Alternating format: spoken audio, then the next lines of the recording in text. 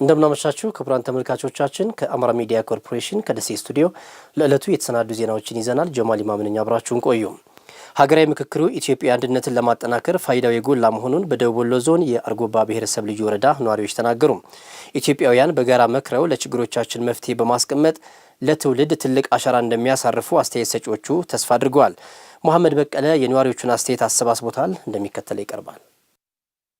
አንድ ኢትዮጵያዊ ተመካክረን ያሉብንን ችግሮች በምክክር ምንፈታቸው ናቸው ብዬ አስባለሁ እና ትልቅ ተስፋ ነው ማረገው በዚህ ማለት ነው። ምክንያቱም ምክክር ያው እንደ ህዝባችንም ባህል ነው።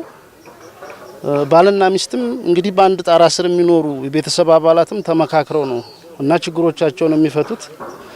ጸብም ቢፈጠር ያ ጸብ የሚፈታው በምክክር ነውና ለወደፊት ሀገራችን ጥሩ ነገር ይገጥማታል። ከዚህ ብዙ ትምህርት ወስደን ዓለምም ከኛ ትምህርት ወስዶ ካሉብን ችግሮች ወጥተን ወደፊት ያው ሰላማዊ ሆነችና እድገቷ የተፋጠነች ኢትዮጵያን የምናይበት እድል ይፈጥራል ብዬ ነው የማስበው። ሀገራዊ ምክክር ኮሚሽኑ ላይ እንደ ሀገር ለመቀጠል ሁላችንም መወያየትና መመካከር እንዳለብን አምናለሁ። ውይይትና ምክክር መደረጉ ለኛ ለሀገራችን ኢትዮጵያ እንደ ኢትዮጵያ እንድትቀጥል የሚያረግ እኛም እንደ ሌሎች እንደምናያቸው ሀገሮች ከመበታተን ተመካክረን ተወያይተን አንድ ላይ ኑሯችንን ብንመሰርትና የሀገራችንን አንድነት ብናቆም ጥሩ ነው ብዬ አምናለሁ።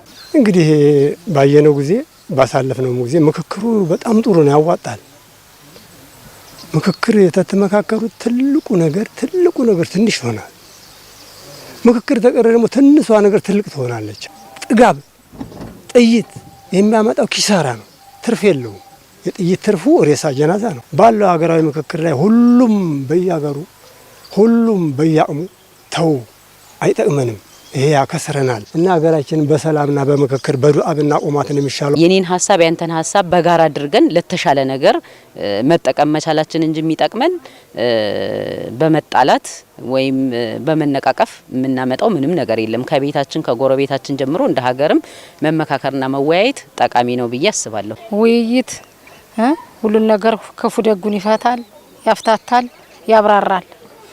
በጠበንጃሳ ይሄ ምንም መፍትሄ የለውም። ጸባችን የት ያደርሰናል፣ ውይይትና ምክክራችን ደግሞ የት ያደርሰናል ብሎ አርቆ አይቶ ሁሉም የሚጠበቅበትን ነገር ማድረግ አለበት። እንደ ኢትዮጵያ እኔም አንድ ሰው የራሴን ሀሳብና አስተዋጽኦ ማድረግ ስላለብኝ ከኔ የሚጠበቀውን ነገር ለማድረግ እንደኔ ዝግጁ ነኝ። አንዳንዶቹ ምክክሩን በጥሩ ጎንማ አካላት ሊኖሩ ይችላሉ ያው ብዬ ገምታለሁ። ሄዶ የትም ዓለም ላይ ያው በውይይት ነው ችግሮች የሚፈቱት። ምናልባት ብረት ያነሱ የሀገራችን ዜጎች ይኖራሉ። የውጭ አጀንዳም ተሸክሞ ምናልባት ሀገራችን ሊጎዳ የሚችል አመለካከት ውስጥ ያሉ አካላት ይሄም ውይይት በበጎ መልኩ አይቶ የሚነሱ ጥያቄዎች ለሁላችንም እንግዲህ ከሁሉም ከአራቱም የሀገሪቱ ማዕዘን የተወጣጡ የህብረተሰብ ክፍሎች ናቸው የሚመክሩትና ከኛ የተሻለ ሀሳብ ያላቸው ሰዎች ናቸውና የሚመክሩት። በእነሱ ምክር ሁላችንም ጥያቄዎቻችን ተመልሰው በተለይ ደግሞ ሰላማችንን እንጠብቅ የሚል ሀሳብ ነው ያለኝ። ባለፉት ዓመታት በተከናወኑ የአረንጓዴ አሻራ ልማት ተጠቃሚ መሆናቸውን በደቡብ ወሎ ዞን የአርጎባ ብሔረሰብ ልዩ ወረዳ አርሶ አደሮች ተናገሩ።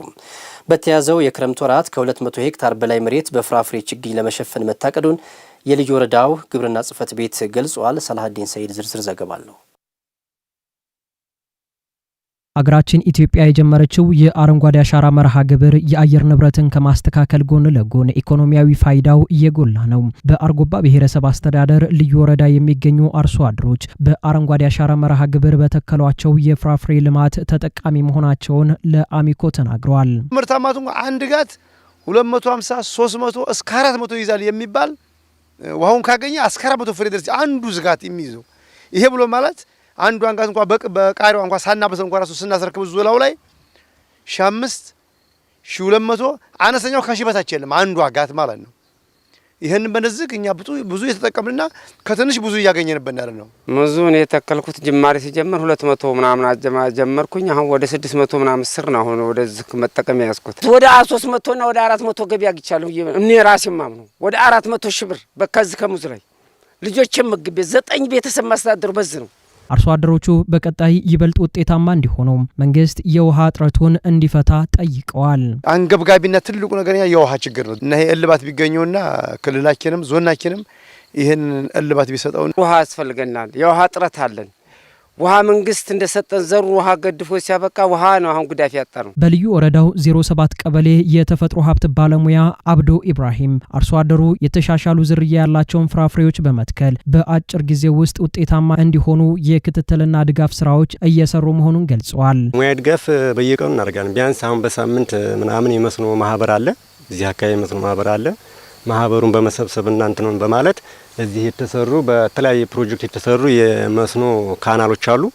ካናሎቹ በተለያየ በደለለም ሆነ በተለያየ ነገር እየተዘጉ ጉዳት እንዳይደርስባቸውና ረጅም አገልግሎት እንዲሰጡ ለአርሶ አደሩ የምክር አገልግሎት እንሰጣለን። በዛ ላይ ደግሞ አትክልትና ፍራፍሬያቸውን በደንብ ምን ያክል መንከባከብ እንዳለባቸውና ከሱ መራቅ እንደሌለባቸውና በአጭር ጊዜ ደግሞ ብዙ ምርት እንዲያገኙ የተለያየ ምክር እንሰጣለን። በባለፈው ዓመት በክረምት የአረንጓዴ አሻራ መርሃ ግብር ከ50 ሄክታር በላይ መሬት ኢኮኖሚያዊ ጠቀሜታ ያላቸው የፍራፍሬ ችግኞች መተከላቸውን የጠቆሙት በአርጎባ ብሔረሰብ ልዩ ወረዳ የግብርና ጽሕፈት ቤት ምክትል ኃላፊ ሀውለት እንድሪስ በዚህ ዓመትም ሰፊ ስራዎች ይሰራሉ ነው ያሉት። ለ2018-19 አጠቃላይ 200 ሄክታር አካባቢ የፍራፍሬ ችግኝ እንተክላለን ብለን አቅደን እየሰራን ያለ ነው። እንግዲህ በዚህም ያው በስፋት የምናለማቸው ሙዝና ማንጎ ናቸው። በተለይ ሙዝ ላይ አሁን በበጋው ያው የተከላ ስራ የተጀመረበት ሁኔታ ነው ያለው። ያው ከዚህም ከ14 ሄክታር በላይ የሸፈንበት ሁኔታ ነው ያለው በበጋ። ቀጣይም ደግሞ በአረንጓዴ አሻራ መርሃ ግብራችን ያው ሁሉንም ማካተን ለመትከል እየሰራ ነው። አርሶ አደሩ የሚያነሳውን የውሃ እጥረት ጥያቄ ለመመለስ ከባለድርሻ አካላት ጋር በቅንጅት እየተሰራ መሆኑን ነው ወይዘሮ ሀውለት የተናገሩት። የተለያዩ የውሃ አማራጮችን እየተጠቀምን ነው ያለ ነው። ያው ከዚህም በካናል በናይት ስቶሬጅ በእኛም አቅም የሚገነባውን በእኛ አቅም እንደዚሁም ደግሞ ከኛም ማለፍ ብሎ እስከ ከዞን እስከ ፌዴራል እንደዚሁም ደግሞ መንግስታዊ ያልሆኑ ድርጅቶች ጭምር ያው በዚህ ላይ ተሳትፈው እየሰሩ ያለበት ሁኔታ ነው ያለው። ውድ ተመልካቾቻችን ስለ አብሮነታችሁ እጅግ አድርገን እናመሰግናለን። ወደ ዋናው ስቱዲዮ እንመለስ። ጀማል ኢማም ነበርኩኝ። በሰላም አምሹ።